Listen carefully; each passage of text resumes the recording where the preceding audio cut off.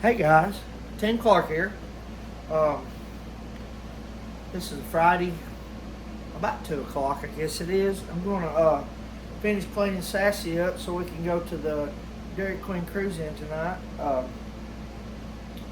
Started on her before we had to go do an errand earlier today, but yesterday, and I didn't film it because I was under the car most of the time and you wouldn't have been able to see me anyway. But I ran a return fuel line from the front all the way to the gas tank on Sassy yesterday. That was a pretty messy job. I was pretty filthy. Anyway, I was under the car. Most everything was under the car, so it wouldn't have been much good to have filmed it because you wouldn't be able to see what I was doing. But anyway, I'm gonna finish cleaning her up. I gotta clean the windows, things like that. We drove it in rain last weekend. It wasn't really rainy, but got sprinkled on and it made water spots and stuff all where it was had dust on it or whatever. And then it made spots. So anyway, y'all know how that goes. In order for me to have got that return fuel line in, I had to take the back tire off so I could feed it straight across into the gas tank. The car's got almost a full tank of gas in it, so I'm gonna drive it today, run a little bit of it out. It won't use a whole lot, but I've got to drain all the fuel out of it. I may go ahead and drop the tank. I've got to take the sending unit out of it. I want to put the return line either in the sending unit or right above the sending unit. Might just put it right above it. I ain't decided yet. But I'll have to take the sending unit out in order to drill a hole. In order to drill the hole, I've got to fix it where I don't get no metal shavings in the tank itself. And with the sending unit out, I can get right there with it and maybe put something there that will catch the metal shavings. Anyhow, that's how that's going to work. Then I got, let me show you what I got. I got a new fuel regulator that has a return line that goes out right here.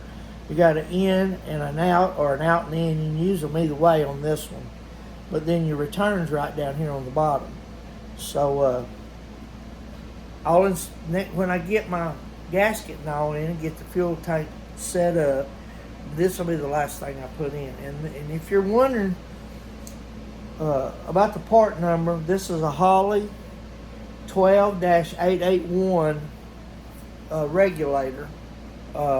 That's the one that's got the return line on it. A lot of you car guys probably already know about these and have already used them. This was about $110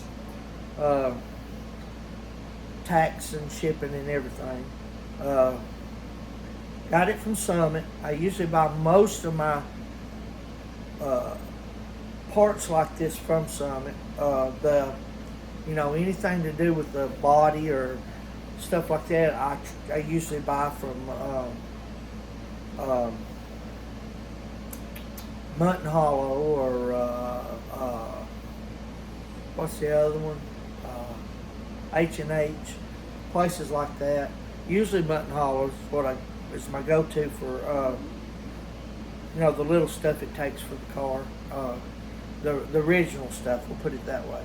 But anyway, my speed parts, or what are you going to call this stuff, I usually get from Summit. I have bought a few things from Jez because Summit didn't have it. But and some things I get from Amazon. Amazon has got pretty good prices on things, and I get free shipping. So sometimes I buy it from Amazon. Anyway, that's not. I have no sponsorship at all from none of those people that I mentioned. It's just products that I buy and letting y'all know where I get stuff at. In case you guys are not familiar with it, I'm sure you are. Most car guys are. But anyhow, I'm going to wipe this car down real good and I'm just gonna put some touch-up wax on it and get it ready to go. It ain't that dirty, but it's got some spots on it, so I want to do that before we go to the cruising. I've already done the front fenders and hood and all that this morning before we left for errands, like I said earlier. All lights from the doors back and the top, which, it ain't that bad. It looks pretty good, but just going to go over it real quick. Anyways, got to get some of this fuel out of it before actually all of it's got to come out because I may drop the tank. And like I said, do that hole right above the sending unit for the return. And I've got the piece for that. Let me show you what I'm going to use for that.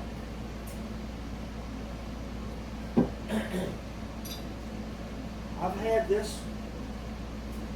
had this piece for a while. I don't know if you can see that. Let me hold it like this. This is what I'm going to drill a hole in the tank or the sending unit 1, and then it will bolt in. As you can see, it's got a nut on it. And I do have I bought a set of brass washers, different assortments. And the brass washer will go on the top side right here, right under the fitting itself. May put one on the back side, I don't know, but I've got room for it. And definitely going to put some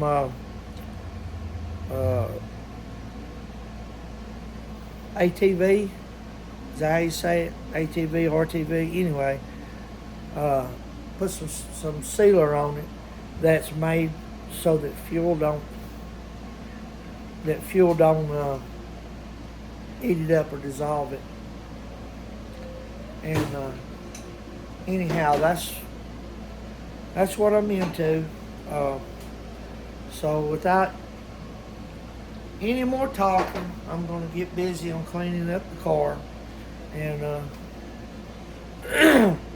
and I'll let you know how all this works out when I get the return line hooked up. I've got my other fittings on my other fuel regulator to make everything work, so I don't need any more fittings. And anyhow, we're going to the cruising tonight. We have a cruise in on Friday nights.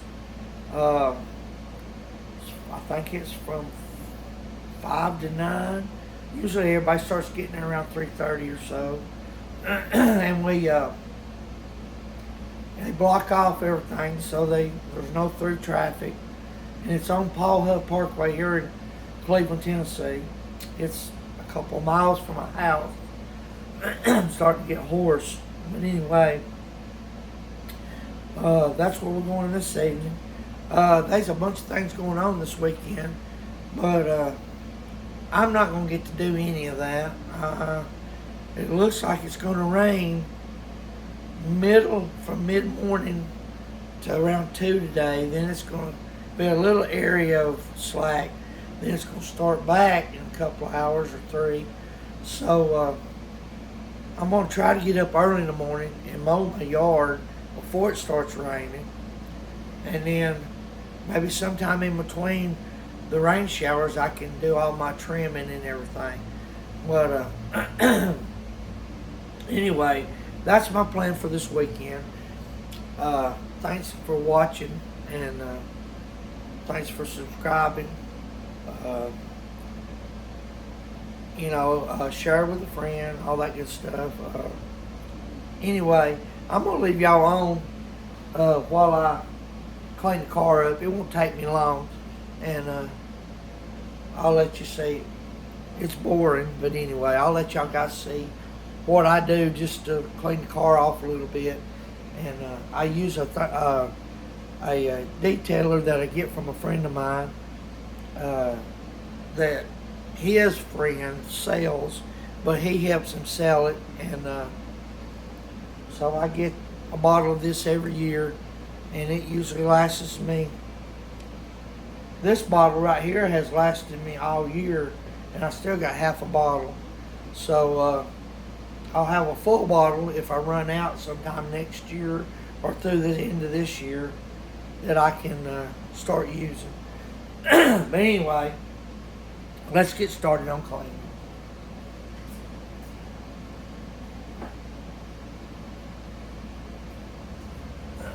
I'm going to start with the top first. I have to have a stool because I'm a short fella and I can't reach that top. Anyway, that's how I have to do it. This right here is called Stewart Shine. Again, he doesn't sponsor me. I have to pay for this stuff just like anyone else would. But if you, y'all have to excuse my throat. It's kind of, I don't know what's wrong with it. Anyway, if any of you guys want to try this, I can give you, or you can get in touch with me, and I'll see if the fella that I get it from will carry me using his phone number to get in touch with the other guy. So, anyway, this is all made in the U.S. All state paid, give us the money already in our account. Anyway, this is good stuff, guys. Anyway, you have to shake it up, but it's called Stewart Shine. You may be able to look online and get it. I don't know. I've never looked to see. Look it up. Maybe you can buy it online. But I always get it from a friend of mine when we go to Bowling Green for the Tri-5 show. He calls me and asks me what I need, and I tell him what they've got: a upholstery cleaner, they got a tire and wheel shine, they got a wax, a regular wax. I've got the wax right over here.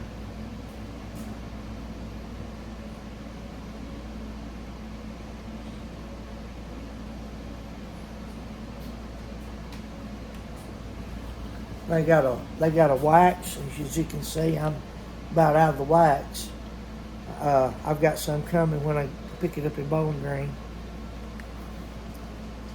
And then we got metal polish and all that good stuff.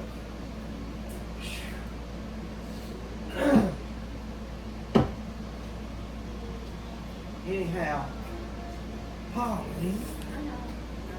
Anyway, Come on, Lily. Come on, let's do some polishing. Come on, Lily. Come on, Lily. Come on. Miss Polly let the kids out of the house and the other running around in the garage. Come on, guys. All I done was open the door. I don't care about the dog being out here, Wally, but the kitty likes to climb, and I don't like her being out here. The dog could come out here, but Lily, the cat. The cat likes to climb, and I'm afraid she's going to jump on the cars. He wants to stay out here with you, Bobby. Come in here with Mama? As soon as you close that door, he's going to want in. I know, he's coming now. But anyway, this stuff's so easy to use. You don't use a whole lot of it now. That's why it lasts so long. And I'm not doing this to advertise none of this or anything like that. I'm just showing you guys what I use. And it just goes on so easy. Now you can see how much little bit I spray and how much it spreads. You can let this stuff sit. Spread it on there. Let it sit. And then take another dry rag and go back over it. It's kind of like a wax, but it's a bit more polished. So I'm going to go to the other side and do the rest of the top.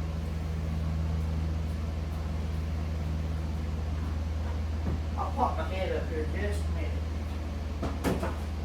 Oops. Here I am. Can you see me? Yeah, here I am. Trying to make sure I got my camera sitting in the right spot.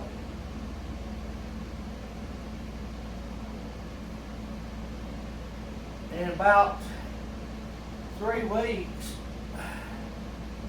I got to start working on a Chevelle.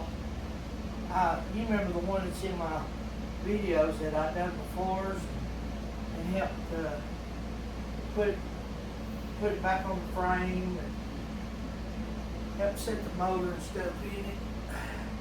Well, it's running and driving now, but it needs painting because he had the fenders painted and put back on the car.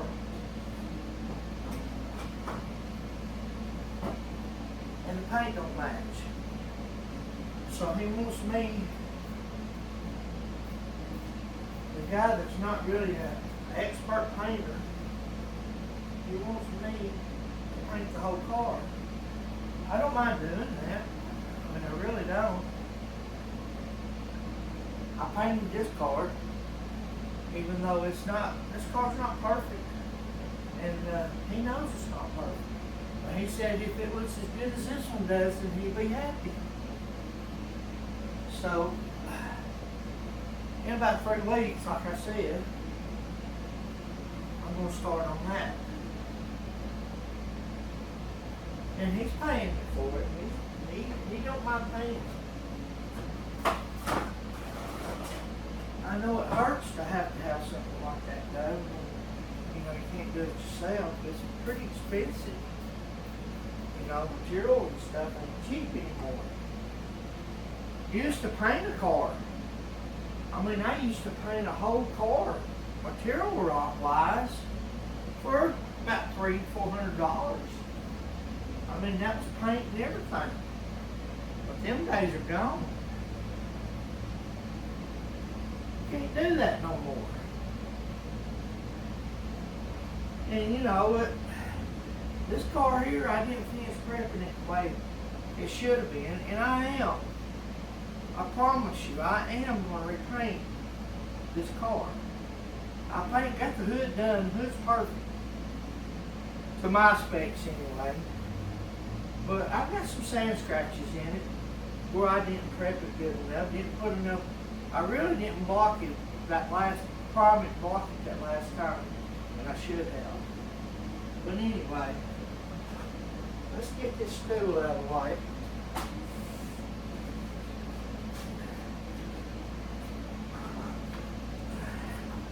I don't need that now.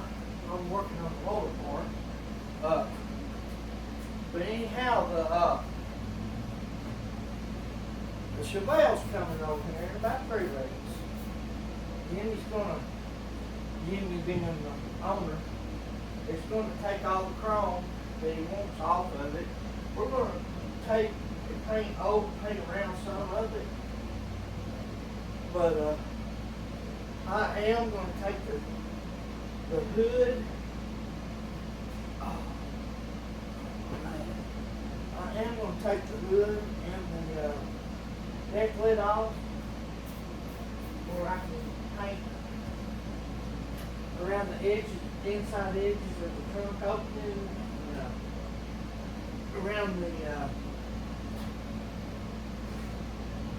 inside edges of the fenders, all that good stuff. And I got a couple places to fix here and there on the car before we paint the car. So there's a little bit of body work involved in it. Not much. The car's in pretty good shape. The worst thing about the car when he bought it was the floorboard was rotten. And the what I call the kickboard, the side boards and kickboards right under the dash on each side of the car, they were rotted halfway up from water getting in the car. The floorboards were bad, but they wasn't that bad. but we replaced the whole floor system from front to back on that car. Sealed it with bed liner underneath, and then him and his wife painted the top. They same sealed everything, painted the top of the floorboard, and I had them he painted the frame, did all the assembly work on the frame, all new suspension, all new everything on the frame. I guess I've talked to y'all about this before, but anyway, that's what he did, and he's got a super nice car, and I've not drove it, but he said it drives and runs great, but it needs something there. Anyway, I got off on this subject. Anyway, he wants it all one color, and I don't blame him because it don't look good. And when I get it over there, I'll show you what I'm talking about. But anyhow, we're gonna do that. Me and Miss Polly's gonna work on it and get it painted. And I'll paint it right here in this garage. This is where I painted this one, and it turned out super nice for a amateur garage paint job. So we're going to paint his car in here too. Once I get it, it'll take me a week or so, maybe, to get the body work like he wants it. And then we'll get it ready and paint it.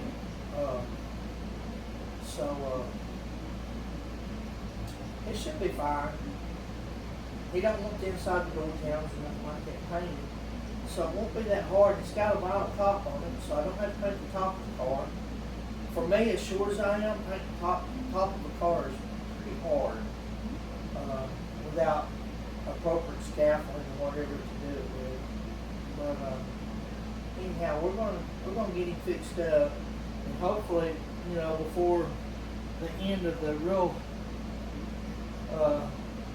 pretty weather, he'll be able to drive it and enjoy it for a little while. I was hoping he could drive it and enjoy it more sooner than what he is. We want to be able to, but he's not happy with that paint that don't match, and I don't blame him. And I've got blemishes all over my car, stuff that needs to be redone. Both these fenders need to be fixed, just scuffed and repainted. The top needs to be painted. It's got scratch marks on it where I didn't prep it good enough before I painted it. It's a nice car, this one is. But anyway, enough said about that. I'm going to finish this up real quick, and then we'll get y'all off of here. There ain't much left. This car don't ever get really dirty. Probably the dirtiest it gets is when I drive it to Bowling Green. That's a pretty good drive up there. About 400 miles maybe. Sassy does tend to hit the fit sometimes when we're out driving her that long distance. Last year, she spent another fuel pump out, and it took us about 4 hours in a parking lot in the middle of Bowling Green to replace the fuel pump and get her back going. But and now in this heat this year, as hot as it's been hotter this year than last year. She has been she vapor locked one time on me right before I got here at the house.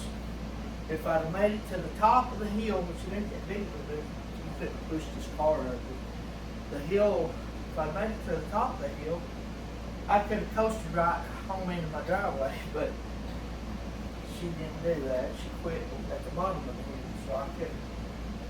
I had to stop and work. I had to work on it, which it was made only vapor lock, and it was one of those things that happens. know how these old cars are. I'm wondering. I never had one that give me this kind of fit. Sassy. That's why we call her Sassy. She's one of a kind. She likes to challenge you sometimes. That's why I'm putting that return fuel line on it. They say it'll help. Some say it won't. So, you know, there's mixed feelings about that. And I have mixed feelings about doing it, to be honest with you, because when I first built this car, I thought I was done with it. But in all reality, you're never done with one of these cars. You know, and I've got that 55 truck out there from this Polly that I got to get back on. And I'm hoping to work on it hot and heavy this winter. I said this last year and didn't get to. And I'm hoping this year I can really make a difference. We made a little bit of a difference what little bit of time we've worked on it. But so you don't hardly use any of this. It's just so. Now when I get in a minute, I'm gonna go back over to the dry rag. I'm gonna let that. You don't really. You can let this stuff sit. The wax is the same way. The regular wax. You can let that wax sit. You can wax it and let it sit. Go eat dinner, eat lunch, whatever you want to do, and then go back and wipe it off. I would say probably 7 or 8 hours later and it'll still be fine. Or the next day probably, but I've not tried that. But anyway, that's a pretty good product. I like it. And to me, it's pretty. I ain't gonna tell you what the price is because, to be honest with you, I don't know if I get a friend price or if that's what he sells them for. So I've never asked him, so I don't really know. But anyhow, I'm gonna drop this back in the trunk. I keep it in the car because, you know, going to car shows and stuff, you want to keep something to keep touch or the touch good.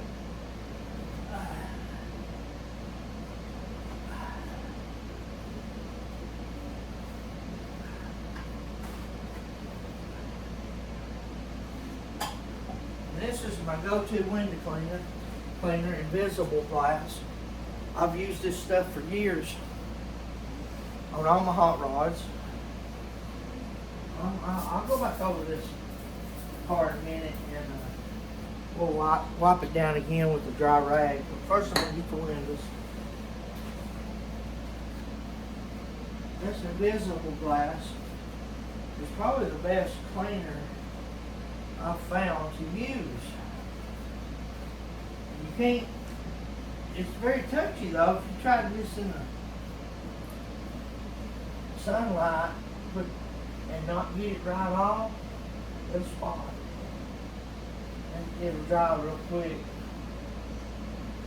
And it's hard to get the spots off, but it cleans better than any glass cleaner I've ever used.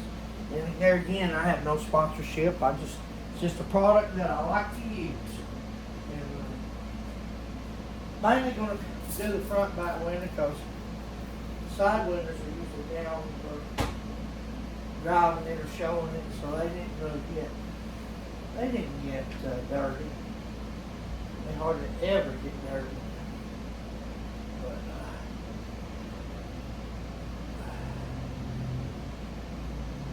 gotta get it pretty clean. What that is? Oh, smear spot. There it goes.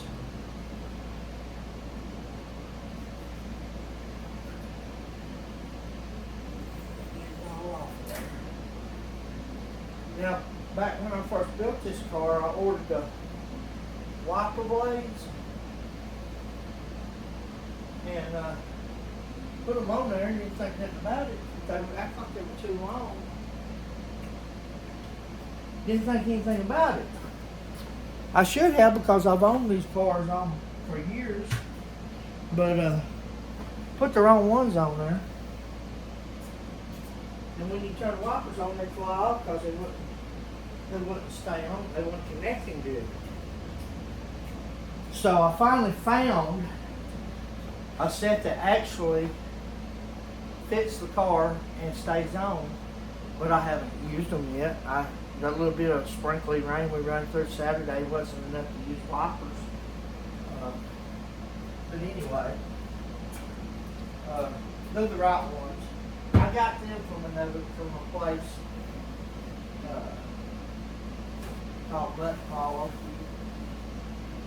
Set this down a little back window.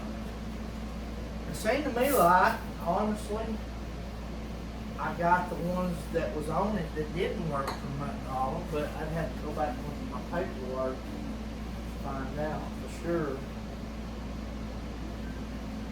By the way, I keep all my paperwork on every car I build. That way, if I ever sell it, it has a paper trail, and the person that buys it knows everything that's been done to the car. I got a whole notebook in there full of parts and things like stuff that I've done. It's on the inside. I don't know how does, can somebody tell me how windows get dirty on the inside when you never touch them? How does that happen? I mean, this car doesn't have anybody that rides in the back seat. Doesn't have any, you know, how do they get dirty on the inside? That don't make sense to me.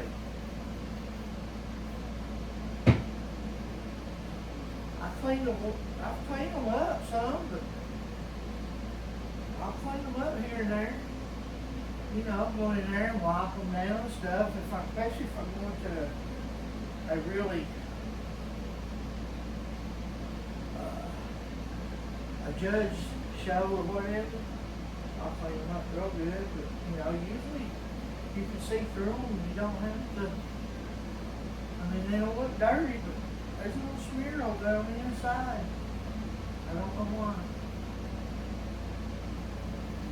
But anyhow, that's that. That's all of that. I've got to load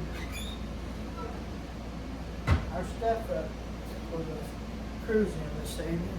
I take 3 chairs and I take Miss Polly's scooter so she don't have to walk. She sometimes has balancing issues. I'm just gonna wipe these off. It wasn't up. It ain't getting no rain on them, I don't think. What little bit of rain we got, we were sitting and the windows were down. And it don't hurt. It don't hurt these old cars to get a little sprinkle on them. It don't hurt them to wash them. I mean, you think about it, when these cars were new, they were sitting out at the dealerships. Now, I could be wrong, but I'm thinking they probably sit outside just like all the new cars today do. And I had one of these cars when I was 16-year-old. A friend of mine, well, a friend of my dad's, grandfather bought one brand new. And I probably told y'all this story before, but we were at his house it was a cold winter evening, and Dad went over to see him, and I went with him, and we were sitting there, or I think I was standing there talking to Charles. Charles was they were talking business of some kind, him and Charles was the manager at the East Ridge Citizens Savings and Loan, and that's how Daddy met him. he borrowed money from him and stuff along the way to help him get through. Had a car finance through him and this and that, a few things. Anyway, I was 15 when he gave me the car, I think. Anyway, he asked me if I had a car yet. I told him no, sir, I hadn't got one. And he said, well, hold on a minute. We've been there for a while. He said, hold on a minute. So he goes back to the back of his little house there. Well, much bigger than the house we live in now. And he comes back out. He hands me a set of keys, and I tied them. He said, you got one now. And so he gave me his grandfather's 1956 Bel Air that his grandfather had bought brand new. Well, you know, as a young boy, that was just the most awesome thing in the world to have somebody give you a car, especially, you know, being that young and fixing to start driving. My dad couldn't really afford to buy me a car. My dad was a hard-working man. He sacrificed a lot to raise his family and to keep us food and things. We went without a lot of things growing up, but we didn't know we were poor at the time. We didn't know that because we had food on the table. We had a warm place to sleep and stay in. We had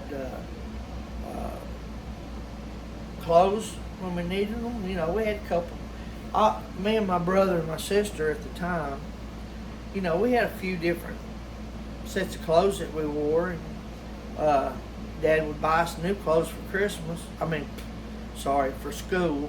We'd get a new outfit or two for school and new shoes. That was about the time we'd get stuff every year. And Dad didn't have a lot of money. He worked hard though, and he provided. And later on in life, as we got older, started building lives of our own. You know, Dad,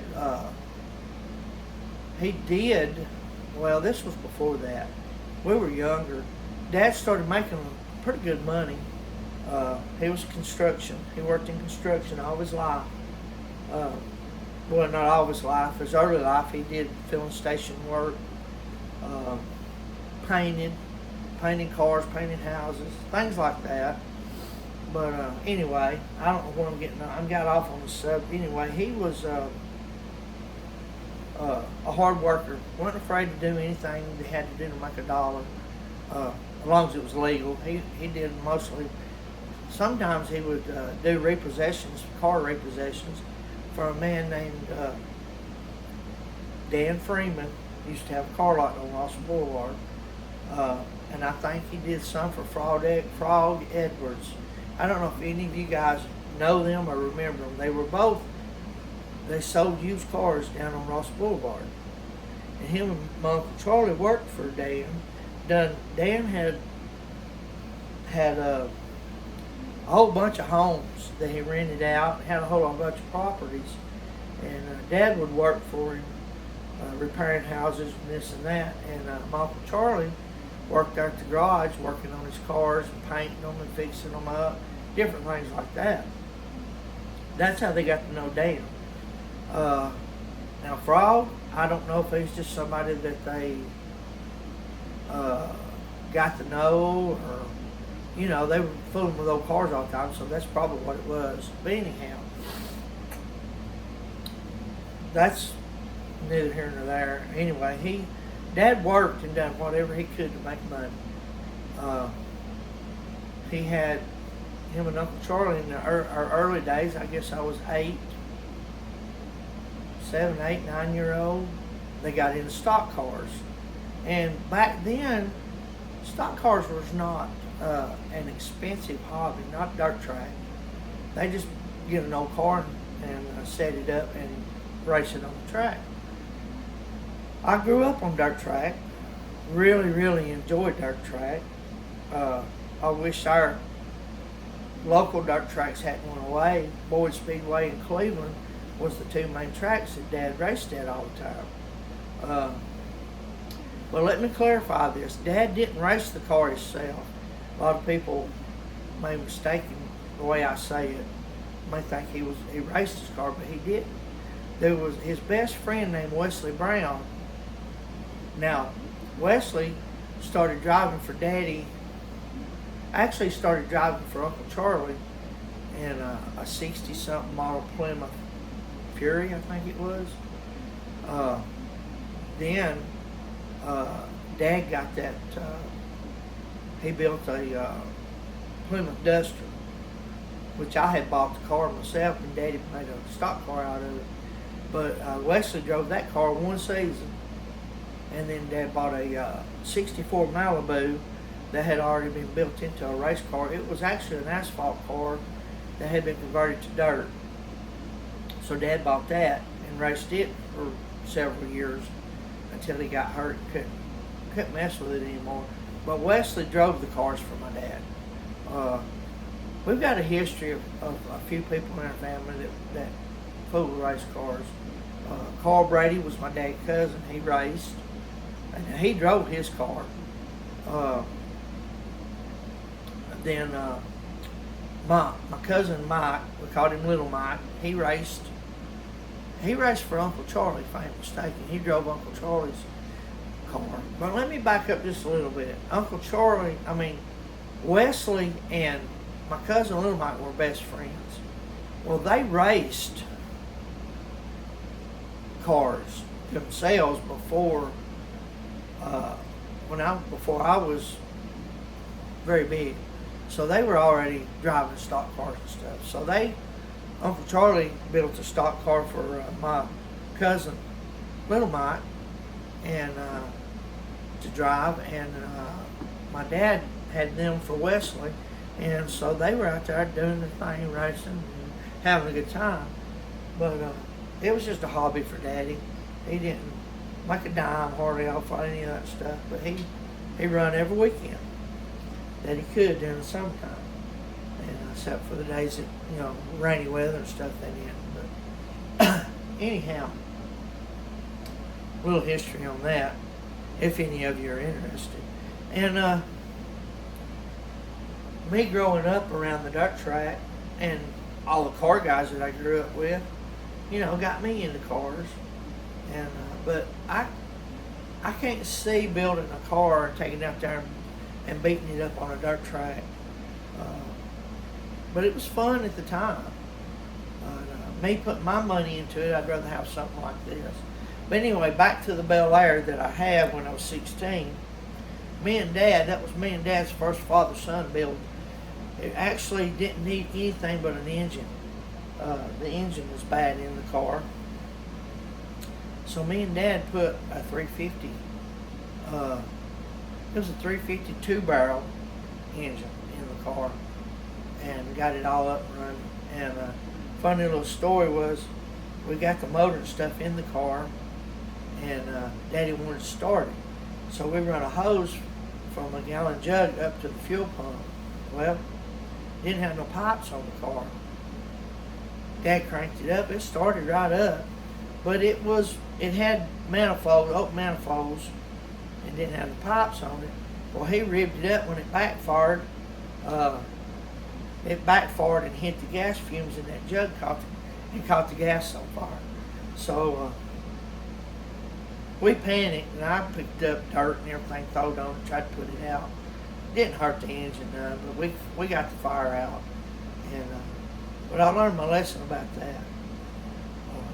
If you're going to crank a car up, make sure you got something away from up high or away from the engine to where your fumes and your gas is not going to catch on fire if you don't have pipes on it. I usually try to do all that before I crank an engine. But anyhow, I'm standing here rambling on. Yeah, this is my second 56 car. This is a 210. It's a Del Rey. It was a 6-cylinder, 3-speed on the column. It has now got the 408 big block automatic. My upholstery lady, she mimicked the Del Rey interior when she done the interior of this car. I think everybody's seen it before, but I'll show you. Let me see if you guys can see in the car. See those seats? Oh, there we go. Anyway, it's a pretty nice car. There's the back seat. She mimicked the Del Rey design into the cloth, but the V shape with the button is a Bel Air. So she kind of done both designs when she did this car. And the headliner, just immaculate. She put a vinyl headliner in it, where most time it's a cloth. It's a heavy metal. She made the headliner. Anyway, she did a good job. Then I had Mr. Ken Moore do a little bit of stuff, change up a little bit of things I wanted changed up on it, because I thought Angie was too busy to do it. She's pretty covered up most of the time, and I wanted it done before we went to that show that year, so Ken did all that and fixed it up for me. Ken's a good guy too, him and his wife. Either one of those, Angie Dixon or Ken, either one. If you need some upholstery work, give them a shout out. If you need their numbers, if you don't know who they are, put a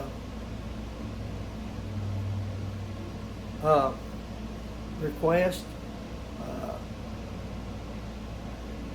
leave me a comment.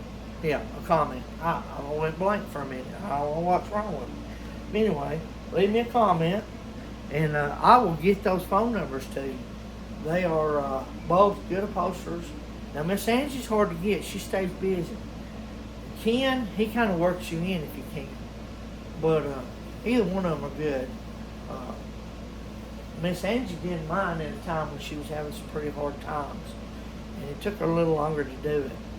And I ain't going to complain about it, because she did it. And she did a good job. And anyway, I'm going to get off here. I have rambled on long enough. We're going to get ready to go to a car show or a cruising. So I will let you guys go. And remember, leave me a comment. Comments are good. I try to answer all the comments.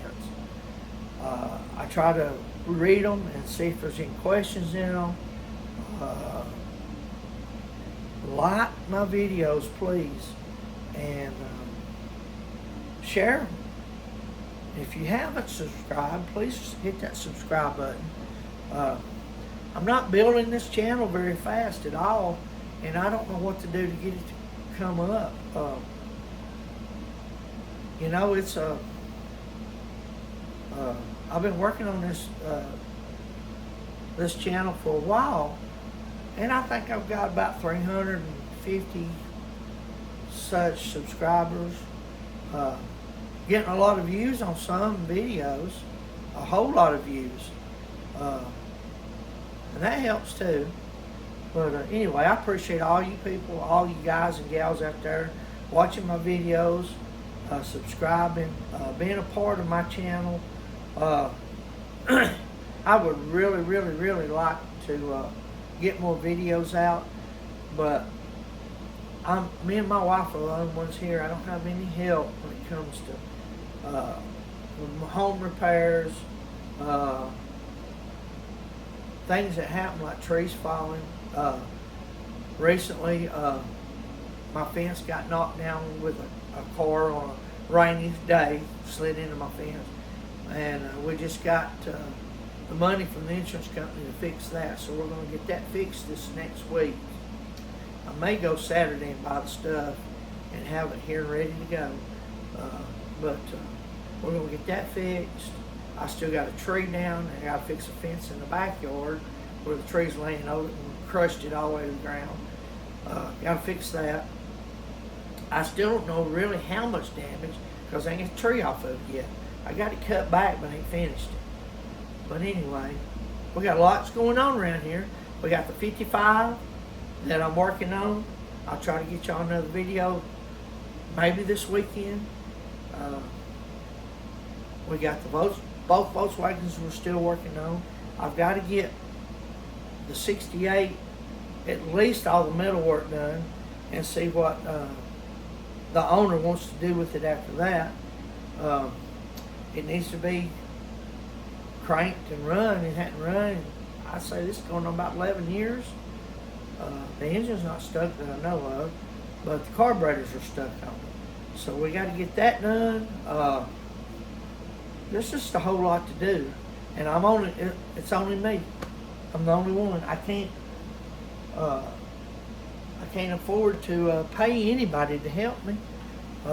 I live on me and my wife both lives on fixed incomes. It takes her whole paycheck to pay the bills every month. And then my paycheck, most of my paycheck, we buy food and if we need new clothes or a few things here and there, and then fuel for the cars and stuff like that. But it don't last. You know, they don't give you a lot of money on